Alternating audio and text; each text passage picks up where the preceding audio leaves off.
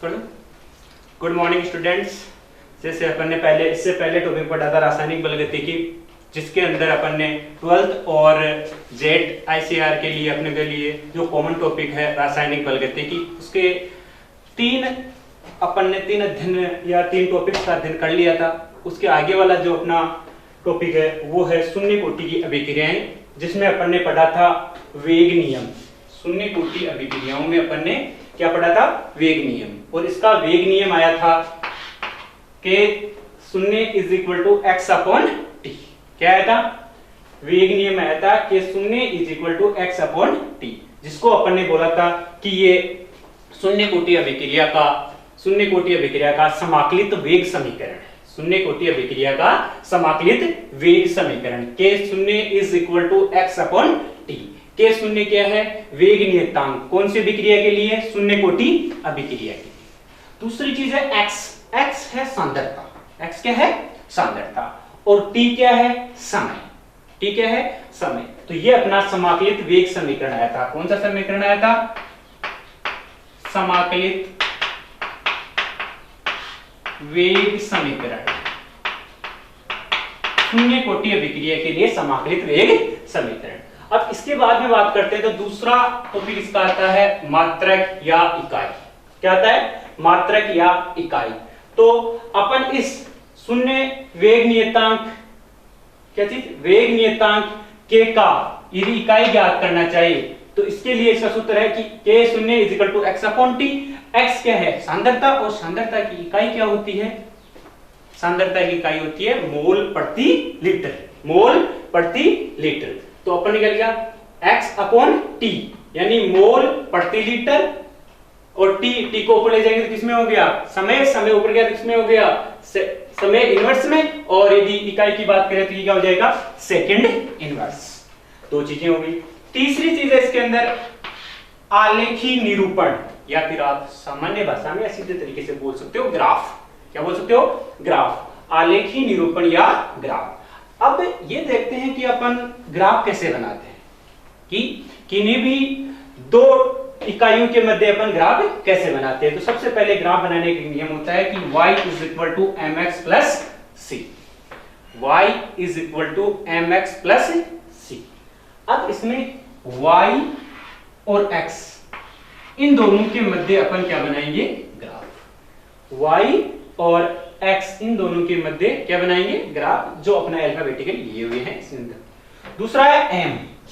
m वह होता है जो x के इनटू में हो। m वह है जो x के क्या हो? इनटू में हो। तो इसको बोलते हैं स्लोप। क्या बोलते हैं? स्लोप। प्लस में यदि कुछ हो तो वो अपन किससे दर्शाते हैं? c, जिसको अपन बोलते हैं अंतःखंड या इंटरसेप्ट। अंतःखंड या इंटरसेप्ट किसको बोलते हैं? c को, यानी जो प्लस में हो। सूत्र क्या हो गया? y is equal to mx plus C. ठीक है। y और x जिनके मध्य अपने को ग्राफ बनाना है। m जो x के इनटू में हो वो किसका काम करेगा? स्लोप का काम करेगा। प्लस c यानी ये किसका काम करेगा? अंतःखंड का काम करेगा। अब देखो, जैसे अपन ने ये ग्राफ बनाया किसके मध्य? y और x के मध्य। ये अपन ने साइड में लिया y, ये ले लिया अपन ने x। ठीक है। अब y और x एक दूसरे की क्या है? समानुपाती। एक दूसरे के सामने क्या है? समानुपाती। देखो पॉजिटिव है यानी नेगेटिव नहीं है, पॉजिटिव है तो एक दूसरे क्या हो गए? समानुपाती। यानी लाइन कैसी आएगी? सीधी आएगी। लाइन कैसी आएगी? सीधी आएगी। y बढ़ेगा तो x का मान बढ़ेगा। लेकिन इसके प्लस में कौन है? c। प्लस में कौन है? c, यानी क्या है? अंतःखंड। इसका मतलब ये जब इन दोनों के एक दूसरे के क्या है? समानुपाती है, लेकिन ये यहां से पीछे से ही चला हुआ आ रहा है। ये इसमें किस में हो गया? ये x प्लस में है तो ये इधर के x किस में हो गया? माइनस में। तो ये पीछे से एक दूसरे के माइनस से भी चला हुआ आ रहा है। तो इसको बोलते हैं अंतःखंड। क्या बोलते हैं? अंतःखंड, जिसको प्लस के द्वारा दर्शाया जाता है। m जो x के इनटू में है, इसको इस यानी इन दोनों के मध्य जो स्लोप आया है उसको दर्शाते हैं स्लोप या ढाल बोल सकते हो। क्या बोल सकते हो?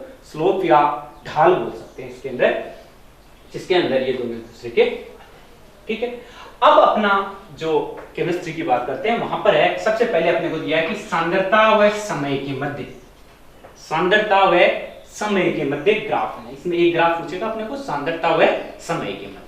तो यहां पर अपना सूत्र क्या आया, k0 is equal to x upon टी। k0 is equal to x upon टी। x क्या है यहाँ पर, सांद्रता। अब इस सूत्र से अपन याद करना चाहिए, तो अपने यदि x को इधर लाते हैं तो x is equal to k0 और t।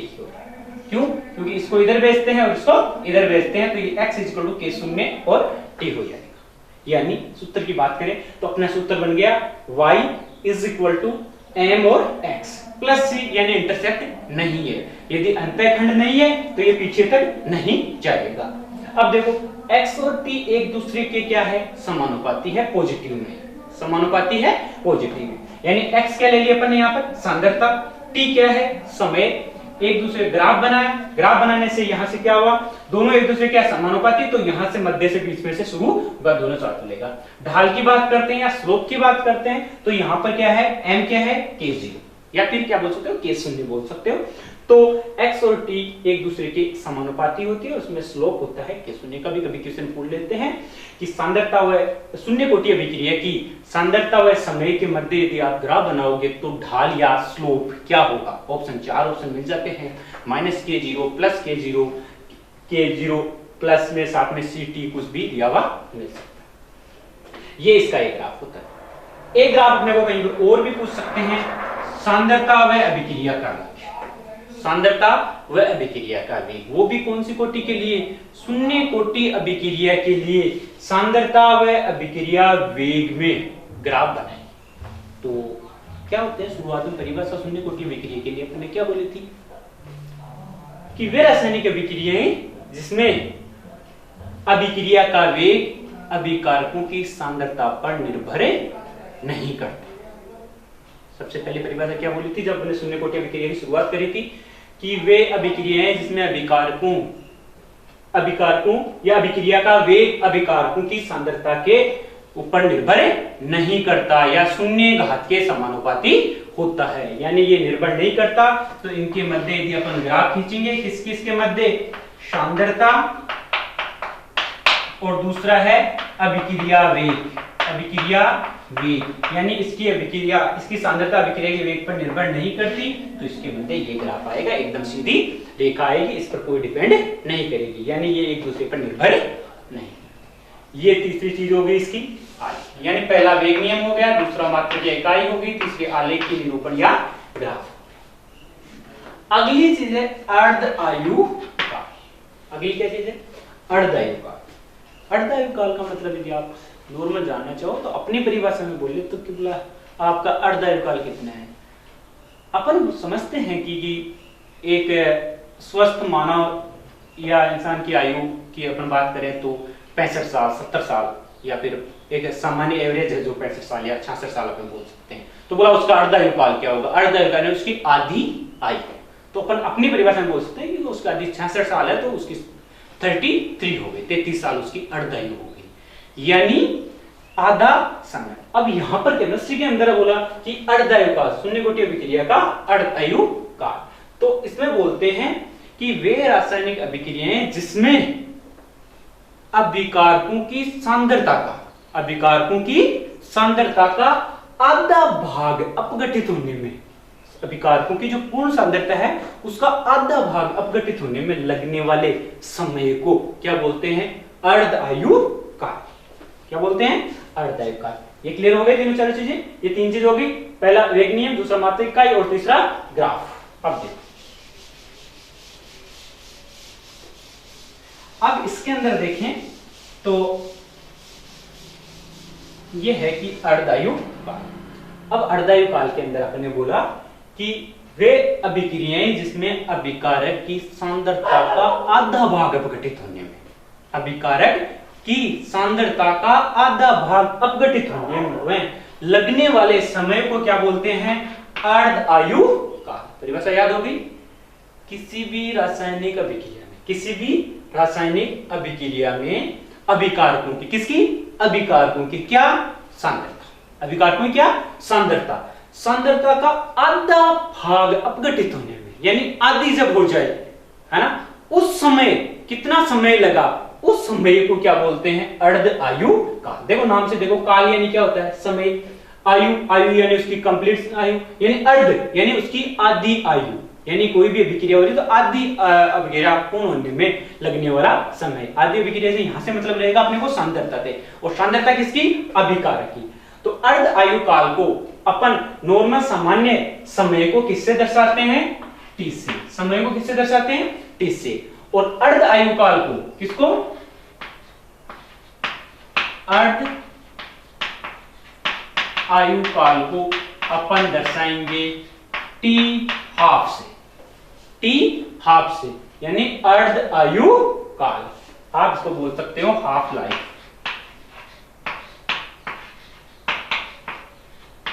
हाफ लाइफ, अर्ध आयु काल। सामान्य समय को किससे? टी से। और इसको किससे दर्शाते हैं? टी हाफ, 1/2, आधा भाग अपघटित होने में लगा समय। अब देखो, अब ये मान सकते हैं कि परिभाषा में बोला कि अभिकारक की सांद्रता का आधा भाग अपघटित। तो अपन ने जब शून्य कोटि अभिक्रिया का वेग नियम लिया था, तो देखो एक बार रिवीजन करो कि अपन ने ए से क्या बनाया था? उत्पाद बनाया था। क्या बनाया था? उत्पाद बनाया था। और प्रारंभ में इसकी सांद्रता क्या ली थी? ए ली थी। जब इसकी क्या ली थी? शून्य। किसी समय टी पर इसकी सांद्रता क्या ली थी? a माइनस एक्स, और इसकी क्या थी? अब ये बोल रहा है कि अर्धायु काल आधा, यानी जो अभिकारक की सांद्रता यानी प्रारंभ में क्या थी? ए। प्रारंभ में सांद्रता क्या थी? ए। तो अब अर्धायु काल यानी आधा भाग अपघटन में कितना समय लगा? तो सांद्रता कितनी बचेगी? a/2। तो अर्धायु काल पर सांद्रता, अर्धायु काल पर सांद्रता कितनी रहेगी?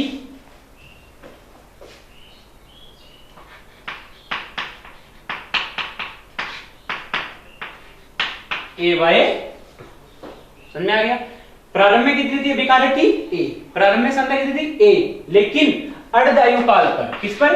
अर्धायु काल पर सांद्रता कितनी रहेगी? आधी। अपने ये तो बोला है कि अभिकारक की सांद्रता का आधा भाग अपघटित होने में, a/2 अपघटित होने में लगने वाला समय। अब अपना जो शून्य कोटि अभिक्रिया का वेग नियम क्या है? वेग नियम अपन ने पढ़ा हुआ है कि k0 = x/t। k0 = x/t। अब यदि मैं t ज्ञात करना चाहूं तो k0 कहां जाएगा? नीचे आ जाएगा। तो आप लिख सकते हो t = x/kg। कोई दिक्कत नहीं इसमें। अब देखो t यहां पर क्या है? ये t अर्ध आयु काल क्या है? t half. तो इसको आप लिख सकते हैं t 1/2 हाफ हो गया इज इक्वल टू x क्या है? सांद्रता है। यहां पर सांद्रता कितनी है? a/2। a/2 और ये क्या हो गया? k0। k0 क्या हो गया? k, ये क्या हो गई? a/2। ठीक है, क्या हो गया? t हाफ, यानी अर्धायु काल क्या हो जाएगा? अर्धायु काल इज इक्वल टू उसकी प्रारंभिक सांद्रता का आधा भाग अपॉन में क्या हो जाएगा? k0, वेग नियतांक, शून्य कोटि अभिक्रिया का वेग नियतांक। यानी कहने पर ये बोल सकते हैं कि किसी भी शून्य कोटि अभिक्रिया का अर्धायु काल प्रारंभिक सांद्रता के समानुपाती होता है। आगे किसी भी शून्य कोटि अभिक्रिया का अर्धायु काल प्रारंभिक सांद्रता के क्या होता है? समानुपाती होता है। t 1/2 समानुपाती a। ये इस चीज को हमेशा याद रखना। क्वेश्चन यहीं से आ सकता है, छोटा सा क्वेश्चन आ जाता है कि शून्य कोटि अभिक्रिया, किसमें? शून्य कोटि अभिक्रिया के अर्धायु काल व अभिकारक की प्रारंभिक सांद्रता में क्या संबंध होता है? एक दूसरे के समानुपाती होती है, एक व्युत्क्रमानुपाती होती है, एक इनवर्सली प्रोपोर्शनल या और कुछ होती है। ठीक है, तो इसका क्या लिखना है? t हाफ समानुपाती a, यानी किसी भी अभिक्रिया का अर्धायु काल, शून्य कोटि अभिक्रिया का अर्धायु काल का सूत्र ये आ गया और यहां से इसका लिए ये सकते हैं। अब आपको यहां से जो भी दिया हुआ न्यूमेरिकल जो भी दिया होगा उनमें जो भी मान दे उनसे आधार पर आप आसानी से किसी का भी मान, यदि वेग नियतांक का मान दे दे और a का दे दे तो आप t हाफ निकाल सकते हो, यदि t हाफ और k दे दे तो आप a का मान निकाल सकते हो सांद्रता का। इनसे आपस में इस सूत्र से कंप्लीट कर सकते हो। ये है अर्धायु काल।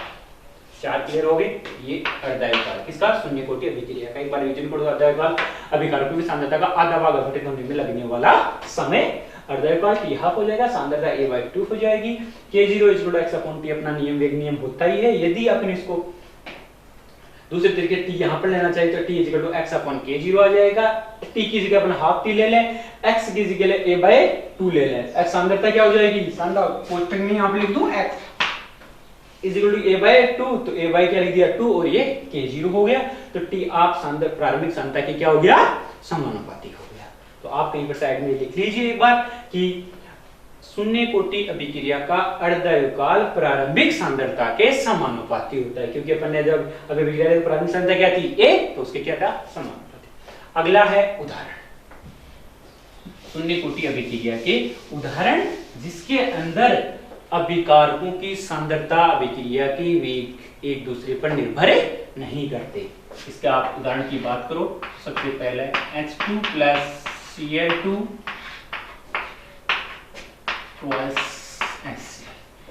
इस अभिक्रिया में इस अभिक्रिया का वेग हाइड्रोजन व क्लोरीन दोनों अणुओं की सांद्रता पर निर्भर नहीं करता। चाहे सांद्रता इसकी कितनी ही ज्यादा हो चाहे कितनी ही कम हो, ये सामान्य तौर पर अभिक्रिया संपन्न होगी। यानी किस पर निर्भर नहीं करता, अभिक्रिया का वेग किस पर, सांद्रता पर निर्भर नहीं करता। समझ में आ गया। दूसरा उसका एग्जांपल लिखो, तो NH3 टंगस्टन और उच्च दाब उस दाब पर बात करते हैं। तो यहाँ पर N2 + H2, यहाँ पर 2H ले लेते तो N2 हो गया और 6 तो 3H2। अमोनिया का जब टंगस्टन की उपस्थिति में उच्च दाब पर विघटन होता है तो अमोनिया की सांद्रता अभिक्रिया के वेग पर निर्भर नहीं करती है। अभिक्रिया का वेग किस गति से वेग से हो रहा है उस पर सांद्रता पर डिपेंड नहीं करेगा। इसकी बात करते हैं तो पीएच की, ये मोलिब्डेनम की उपस्थिति में और उच्च दाब।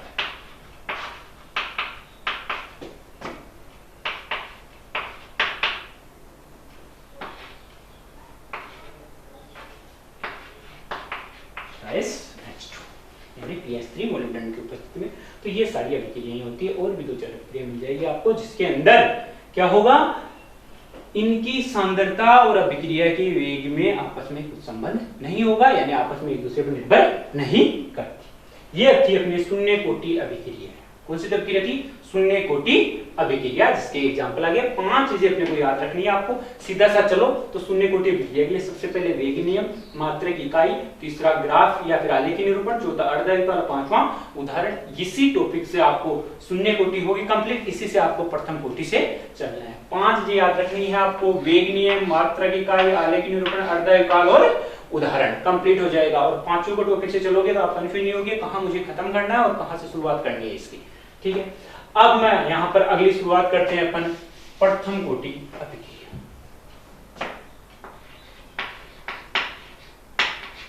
प्रथम कोटि अभिक्रिया, अब वही शुरुआत किससे करेंगे, वेग नियम से। किससे शुरुआत करेंगे, वेग नियम से। टॉपिक्स ये कि यही पढ़ेंगे अपन इसके अंदर, यही 5 टॉपिक शून्य कोटि के लिए, यही 5 टॉपिक प्रथम कोटि के लिए। सबसे पहले अपन ने शून्य कोटि की परिभाषा पढ़ी थी, तो इसके अंदर कैसे पढ़ेंगे, प्रथम कोटि अभिक्रिया की परिभाषा। अब देखो प्रथम कोटि अभिक्रिया में वे अभिक्रियाएं जिनमें अभिक्रिया का वेग एक अभिकारक की सांद्रता पर निर्भर करता है। क्या हो, पहले में क्या बोला था, शून्य कोटि अभिक्रियाओं के लिए क्या बोला था, वे अभिक्रियाएं या वे रासायनिक अभिक्रियाएं जिसमें अभिक्रिया का वेग अभिकारकों की सांद्रता पर निर्भर नहीं करता।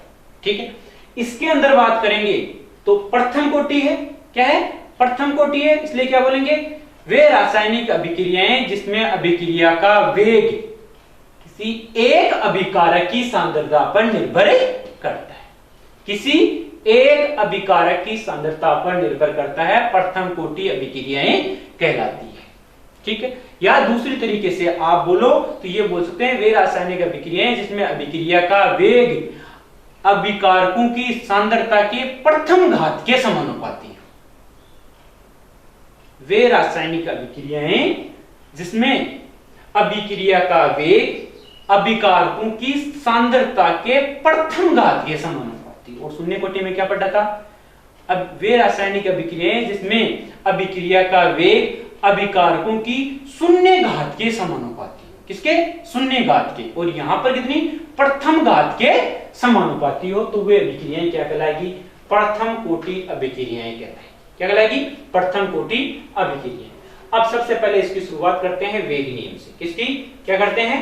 वेग नियम। वेग नियम की बात करते हैं तो यहां पर सबसे पहले वही जैसे शून्य कोटि की अभिक्रियाएं एक दूसरे से रिलेटेड रखना आसानी होगी, जल्दी से समझ में आएगा। ये 5 टॉपिक है, इन 5 टॉपिक को जैसे अपन ने शून्य कोटि में किया था सेम टू सेम करते चलना। जो भी एक्स्ट्रा चीज आएगी उसको अपन नोट करते चलेंगे कि इसके अंदर ये थोड़ा सा एक्स्ट्रा है। यानी वेग नियम, वेग नियम के लिए अपन ने सबसे पहले लिखा था कि ये किसमें चेंज हो रहा है? उत्पाद में। किसमें चेंज हो रहा है? उत्पाद में। या फिर लिखना चाहूं तो थोड़ा सा इधर लिखें तो कि ये ए है, ये किसमें चेंज हो रहा है? उत्पाद में। ये यही था उसके लिए वेग नियम। किसके लिए? शून्य कोटि अभिक्रिया के लिए।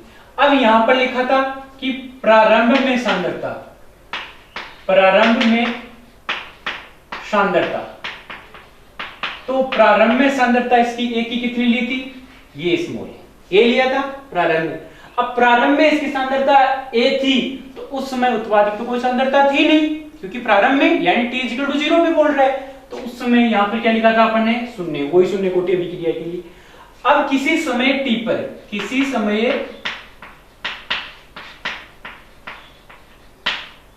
t पर क्या? सांद्रता। ये लो, किसी समय t पर सांद्रता। तो अपन देखते हैं कि जैसे ये t = 0 हो, अपन ने 3 सेकंड, 2 सेकंड, 5 सेकंड, 7 सेकंड बाद में देखा तो कुछ ना कुछ मात्रा किसकी बन गई? उत्पाद की। तो माना उत्पाद की मात्रा x बन गई। क्या बन गई? x। तो a की सांद्रता कितनी बची? अरे a में से कितना बन गया? x तो बन गया। तो इसकी सांद्रता कितनी रही? a - x। क्या रही? a-। ये अभिक्रिया अपने शून्य कोटि के लिए सेम थी, यहां पर भी। उसके बाद में अपन ने आगे पढ़ा था कि अभिक्रिया का वेग। क्या? अभिक्रिया का वेग। अभिक्रिया वेग। तो अपन अभिक्रिया वेग की बात करते हैं तो यहां = यदि a की बात करें तो -d a की सांद्रता अपॉन dt। यही था माइनस, क्यों? अभिक्रिया की बात कर रहे थे। d a की सांद्रता, a की कॉस्ट लग गया मतलब सांद्रता upon dt is equal to क्या लिख सकते हैं? इज इक्वल टू बराबर में। अब अपन क्या लिख सकते हैं? अभी क्या सांद्रता है? a - x। तो अपन क्या लिख सकते हैं? वही माइनस किसकी? अभिक्रिया की। इसका मतलब क्या हो गया? Minus d a - x upon dt। a - x upon dt। ठीक है। और लिखें तो उत्पाद के लिखें तो उत्पाद सांद्रता क्या है? x। तो यहां पर क्या आ जाएगा? इज इक्वल टू किसमें आएगा? प्लस में dx upon dt। dx upon dt। और ये सब किसके समानुपाती होगी? अभिकारक की सांद्रता के प्रथम घात की। अभिकारक की सांद्रता के प्रथम घात के समानुपाती। तो ये एक दूसरे की क्या है? बराबर। अब मैं इसको यहां लिखना चाहूं कि dx अपॉन dt समानुपाती। ये तीनों बराबर है, ये इसके बराबर, ये इसके बराबर और ये इसके बराबर। तो dx अपॉन dt इन सब के समानुपाती कौन है? अभिकारक की सांद्रता। किसकी सांद्रता? अभिकारक की सांद्रता a - x और इसकी प्रथम घात यानी एक घात के समानुपाती। वहां पर शून्य घात थी तो अपने शून्य लिख दिया था, यहाँ प्रथम है तो प्रथम, द्वितीय कोटि अभिक्रिया में 2 आ जाएगा यहाँ। ठीक है। तो ये अपना नियम होगा dx अपॉन dt समानुपाती a - x। अब यदि समानुपाती के चिन्ह को वहां पर हटाते हैं अपन तो वहां पर क्या आएगा? वेग नियतांक k। क्या था? वेग नियतांक k। तो आप समानुपाती चिन्ह को हटा दो। dx upon dt is equal to k a - x। अब k है तो k कौन सा वाला हो गया, k1। k कौन सा वाला हो गया, k1, क्योंकि क्या थी, प्रथम घात के समानुपाती, तो प्रथम कोटि अभिक्रिया हो गई, तो ये वेग नियतांक किसके लिए हो गया, प्रथम कोटि अभिक्रिया के लिए। तो आप यहां पर लिख सकते हो k1 इज इक्वल टू प्रथम कोटि अभिक्रिया का वेग नियतांक, वेग नियतांक केवल क्या है, प्रथम कोटि अभिक्रिया का वेग नियतांक। तो अभिक्रिया बनेगा dx/dt is equal to k1 a minus x, और इस समीकरण को बोलते हैं प्रथम कोटि अभिक्रिया का अवकलित समीकरण। कौन सा, प्रथम कोटि अभिक्रिया का अवकलित समीकरण, यानी समीकरण 1 इसको बोलते हैं प्रथम कोटि अभिक्रिया का अवकलित समीकरण,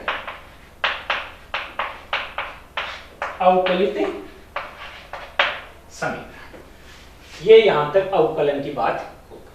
अब अपन क्या करेंगे, इसका समाकलन। क्या करेंगे, समाकलन। एक बार वापस देखो तो यहां देख लो, कुछ भी नहीं है, जैसे शून्य कोटि अभिक्रिया का था, ए उत्पाद में चेंज हो गया, प्रारंभ में सांद्रता ए थी, ठीक है, उस समय उत्पाद की शून्य, किसी समय टी पर ये माना थोड़ी देर बाद में उत्पाद x बन गया, तो यहाँ एक इसकी कितनी बची, a माइनस एक्स। अभिक्रिया का वेग अभिकारकों की सांद्रता के क्या होता है, माइनस में बात करते हैं dA अपॉन dt, अभिकारकों की सांद्रता अपॉन dt।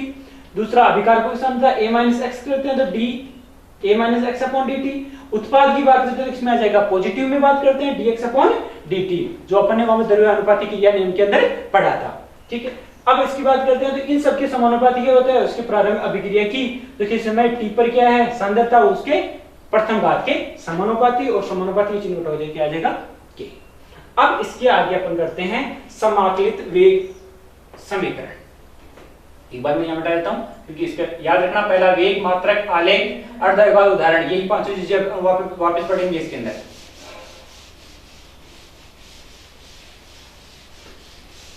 अब देखो, अब है समीकरण 1 का, समीकरण 1 का समाकलन करने पर,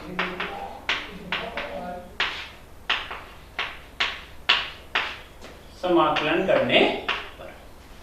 अब देखो इस समीकरण को अपन लिखें तो ऐसे लिख सकते हैं, यहां पर a माइनस एक्स है और ये dx है, तो यहां इसको नीचे ले आऊं, dt को इधर ले जाऊं, तो सीधा सा हो जाएगा dx upon a minus x is equal to k1 dt। कोई दिक्कत नहीं है इसके अंदर, अपन ने इतना ही किया है, a माइनस एक्स को इनटू में था यहाँ पर, इसको यहां ले गए या dt को यहां ट्रांसफर कर दिया, और कुछ नहीं। क्यों, क्योंकि अपन ने dx upon a minus x का क्या करना था, समाकलन। अब यदि अपन इसका समाकलन करें, क्या करें, समाकलन करें, तो ये समाकलन का हो गया, ये समाकलन। क्यों, क्योंकि यहां पर क्या है, ये तो क्या है, वेग नियतांक है, नियतांक का समाकलन नहीं होता, वैसा क्या वैसा dx upon a minus x का और dt का अपन यहां पर क्या करेंगे।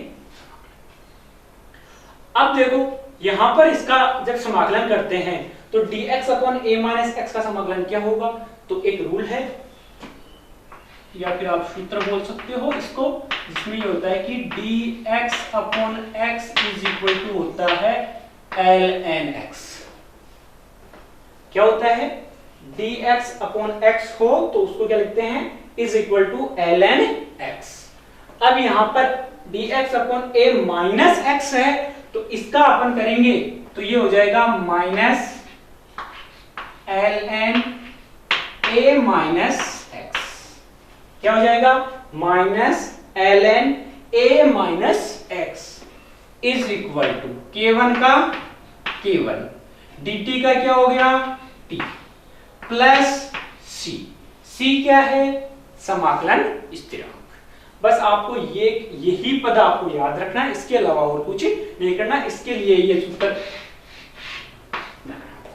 ठीक है भाई। यहां से यहां आने में तो अपन ने कुछ नहीं किया, फिर सबसे पहले ये था, इसको क्या लिया, इज इक्वल टू समानुपाती स्थिरांक ले लिया, अवकलित वेग समीकरण हो गया, a माइनस एक्स को यहां कर दिया, dt को यहां कर दिया, इसमें तो कोई दिक्कत नहीं है। इसके बाद इसका क्या किया अपन ने, समाकलन किया। क्या किया, समाकलन किया। अब देखो इसका समाकलन यदि आप करते हो तो सूत्र होता है dx अपॉन x हो तो इसको लिए क्या होता है ln x होता है। अब यहाँ पर क्या है dx upon a minus x है, a माइनस x हो तो ये क्या हो गया minus ln a minus x is equal to k1 का k1 dt का क्या हो गया t और c क्या आ गया समाकलन स्थिरांक। अब बोलते हैं कि प्रारंभ में, किसमें प्रारंभ में यदि t बराबर 0 हो, t बराबर 0 हो तब x बराबर क्या था 0। देख लो प्रारंभ में सांद्रता t बराबर क्या था 0, ये तो किसी समय t पर है, प्रारंभ में सांद्रता क्या थी t बराबर 0, तो उस समय x किसकी होती है उत्पाद की सांद्रता, तो उत्पाद की सांद्रता क्या थी 0। क्लियर, कोई दिक्कत नहीं है इसमें। अब देखो t बराबर 0 तो x बराबर 0, तो इसका मान इस समीकरण में रख दो, इसका मान इस समीकरण में लिख दो, t बराबर 0 लिख दो और x बराबर 0। यदि आप दोनों रखते हो तो minus ln a minus 0 is equal to k1 into 0 plus c, तो यहां से क्या आ जाएगा, यहां आ जाएगा minus ln a is equal to c। किसका मान आ गया c समाकलन स्थिरांक, c यहां से c का मान यहां पर रख दो, सीधा सा यहां से इस c का मान कहां रख दो, यहां रख दो, रख दे। देखो c का मान रखने पर, c का मान रखने पर, c का मान रखें तो ये आएगा minus ln a minus x is equal to k1 t, और ये क्या आ जाएगा प्लस माइनस तो क्या हो जाएगा माइनस ln a। अब ये ln a माइनस में है, यदि मैं इसको इधर ले जाऊंगा तो किसमें हो जाएगा प्लस में, किसमें हो जाएगा प्लस में। देखो यदि मैं इधर लाऊं तो ये प्लस में हो गया ln a, ये वैसा के वैसा minus ln a minus x is equal to k1 और t। मैं इसको मिटा सकता हूं यहां तक,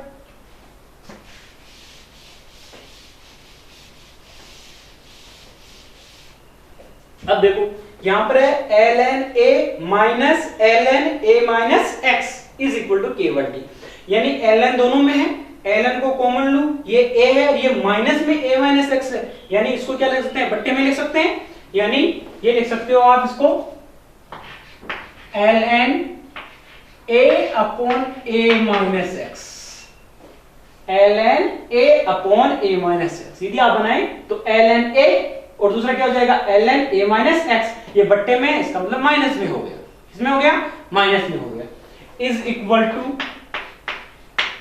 k1 t,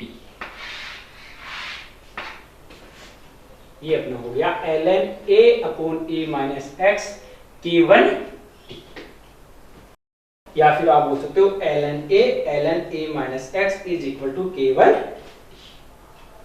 अब यदि आपको बोले क्या बोले कि ln का मान रखो तो ln का मान होता है ln is equal to 2.303 log, ln is equal to मान होता है 2.303 log, तो वो आप मान यहां पर रख सकते हो, चाहे अपन इस समीकरण में यहीं पर रख सकते हैं, ln का मान यहां पर रख सकते हैं 2.303 ln a का मान, और ये log a हो जाएगा और वो ये क्या हो जाएगा log a minus x k1 t। तो आप सीधे से इससे एक समीकरण बना सकते हैं, वापस बनाएं तो देखो यहीं से शुरुआत करते हैं, ln a है तो ये लिखा अपन ने 2.303 log a minus 2.303 log a minus x is equal to k1 t, यही तो था, ये क्या था ln किसके क्या लिख दिया 2.303 log, यहां पर भी ln किसके लिख दिया 2.303 log। अब अपन क्या करते हैं इस पूरे समीकरण के अंदर 2.303 का भाग दे देते हैं, दोनों तरफ 2.303 का भाग देने पर दोनों तरफ 2.303 का क्या करना है, भाग देने पर। तो दे यहां पर देंगे तो ये क्या था 2.303 log a minus 2.303 log a minus x is equal to k1 और t। अब देखो इसमें भी 2.303, इसमें भी 2.303 और इसमें भी 2.303, तीनों जगह अपन ने क्या कर दिया 2.303 का भाग दे दिया। इससे ये कट गया, इससे ये कट गया, यहां पर क्या बच गया log a minus x is equal to k1t upon 2.303। दोनों में log कॉमन है तो अपन क्या लिख सकते हैं log a upon a minus x is equal to k1t upon 2.303। ठीक है। अब यदि आप इसका k या t का मान ज्ञात करना चाहते हैं तो इसको 2.303 को क्या भेज देंगे, इधर भेज देंगे और t इधर आ जाएगा, तो अपन k का मान यहां से ज्ञात कर सकते हैं। तो k1 इज इक्वल टू क्या आ जाएगा, ये कहां आ जाएगा, इधर आ जाएगा, तो 2.303 क्या आ जाएगा, नीचे कौन आ जाएगा t, क्योंकि क्या रहेगा kt। या फिर आप नॉर्मल सीधे चलना चाहते हो तो 2.303 को इधर भेज दो तो इक्वल टू क्या आ जाएगा kt। तो ये रहा t, ये मानो 2.303 log a upon a minus x। अब ये t है, t को यहां पर नीचे भेज सकता हूं तो k1 इज इक्वल टू ये अपना प्रथम कोटि अभिक्रिया के लिए वेग नियतांक k1 का मान या फिर समाकलित वेग समीकरण, समाकलित वेग समीकरण, समाकलित वेग समीकरण। ये सेम टू सेम चीज ये है कि आप k1 यहां से k1 ज्ञात करना चाहते हैं तो इसमें क्या इसका हो जाएगा 1/t हो जाएगा, क्या हो जाएगा 1/t। या फिर आप करके देख सकते हो, यदि मैं इसको उठाऊं k1 is equal to k1 और t1 को इक्वल टू में है तो ये क्या हो जाएगा 1/t ln a upon a minus x। यदि ln के रूप में रखो तो वैसे रख लेना, यदि log के रूप में, इसमें log 2.3 मान में रखो तो ऐसे रख लेना। अब आप डायरेक्ट जो अपन ने मान रखा था वो यहाँ पर भी रख सकते हो, इसके अंदर भी अपन ने इतना दोनों तरफ किया ना, दो बार पहले 2.303 लिखा, फिर इसमें 2.3 को दोनों तरफ अपन ने भाग दिया, फिर काटा और लास्ट में आंसर ये आया। तो आपने जब शुरुआत यहां से करके ये ln a upon a minus x k1t किया था तो यहां से आप यदि k1 ज्ञात करना चाहते हो तो t इधर इनटू में आएगा, नीचे आएगा तो 1/t। तो सीधा सा क्या हो गया था k1 is equal to 1/t ln a upon a minus x। अब ln का मान अभी अपन ने क्या लिखा था कि ln का मान होता है 2.303 log, ठीक है। तो ये मान यहां पर रख दो, रखो, कोई दिक्कत हो तो बताना। k1 is equal to 2.303 upon क्या आ जाएगा t, यहां पर क्या आ जाएगा log a upon a minus x। देखो ये रही समीकरण एक ही तो है, ठीक है, हो गया क्लियर। अब आपकी मर्जी है कि आप यहां से डायरेक्ट ऐसे लिख सकते हो या फिर आप पहले ln का मान लेके और इस सिस्टम से आ सकते हो, दोनों में कोई दिक्कत नहीं है, आप कैसे भी कर सकते हो। ये कंप्लीट है, आपको यहां तक आना चाहिए फॉर्मूला, इसके अकॉर्डिंग आप आसानी से कर सकते हो। तो ये प्रथम कोटि अभिक्रिया का समाकलित वेग समीकरण है, प्रथम कोटि अभिक्रिया का समाकलित वेग समीकरण है, जिसे क्या बोलते हैं k1 is equal to 2.303 upon t log a upon a minus x। ऐसे ही आप यहां के लिए बोल सकते हो कि k1 is equal to 1/t ln a upon a minus x, ठीक है। तो ये इसकी क्या हो जाएगा कंप्लीट अभिक्रिया हो जाएगी, जहां तक आप करेंगे ये समाकलित वेग समीकरण है। इस समीकरण को आपको हमेशा के लिए याद रखना है कि k1 is equal to 2.303 upon t log a minus x। यदि कभी t का मान पूछ ले तो t को यहां भेज देना, k1 को यहां भेज देना, तो t is equal to 2.303 upon k1 log a upon a minus x। इसको एक बार वापस रिवीजन कराओ तो समाकलित वेग समीकरण था, ये था अवकलित वेग समीकरण था। अब इसको क्या कर दिया अपन ने, समाकलन करने से सूत्र क्या था, dx upon x equal to ln x। ln x को करोगे तो यहाँ पर क्या है, a माइनस x है, तो माइनस ln a माइनस है k1t प्लस c। तो यहाँ से क्या लिखेंगे अपन कि प्रारंभ में t इक्वल टू 0 तो x बराबर क्या होगा 0, तो यहाँ ये बन जाएगा ln a x की जगह क्या आ जाएगा 0 is equal to k1 t की जगह क्या आ जाएगा 0 प्लस c। तो यहाँ से किसका मान आ जाएगा c का मान आएगा माइनस ln a। अब यहाँ पर इस माइनस ln a को यहाँ रख दो तो प्लस माइनस क्या हो जाएगा माइनस, बाकी वैसा का वैसा minus ln a minus x is equal to k1 t plus minus का क्या होगा माइनस और ln a। अब इन दोनों की बात करें तो इस माइनस को इधर लेकर आओ तो किसका हो जाएगा प्लस का ln a minus ln a minus x k1 t। अब यहाँ पर दोनों में ln है तो मैंने ln को क्या ले लिया कॉमन, तो मैंने a upon a minus x is equal to k1 t। अब यहाँ से यदि मैं k1 ज्ञात करना चाहता हूँ तो k1 इधर चल जाएगा तो 1 अपॉन t हो जाएगा ln a upon a minus x। ln का मान होता है 2.303 log, ठीक है, तो यहाँ से ln की जगह मान रख दूंगा 2.303 upon t log 1 a upon a minus x। दूसरे तरीके से आप आगे से चलो तो यहाँ पर यदि ln का मान रखोगे तो आ जाएगा 2.303 log a minus 2.303 log a minus x is equal to k1 t। अब यहाँ पर 2.303 है तो मैं दोनों तरफ किसका भाग दे देंगे 2.303 का, दोनों तरफ देंगे तो 2.303 ये कट जाएगा, इससे ये कट जाएगा, यहाँ अपोन में आ जाएगा। तो ये क्या बन जाएगा log a minus x is equal to k1 t upon 2.303।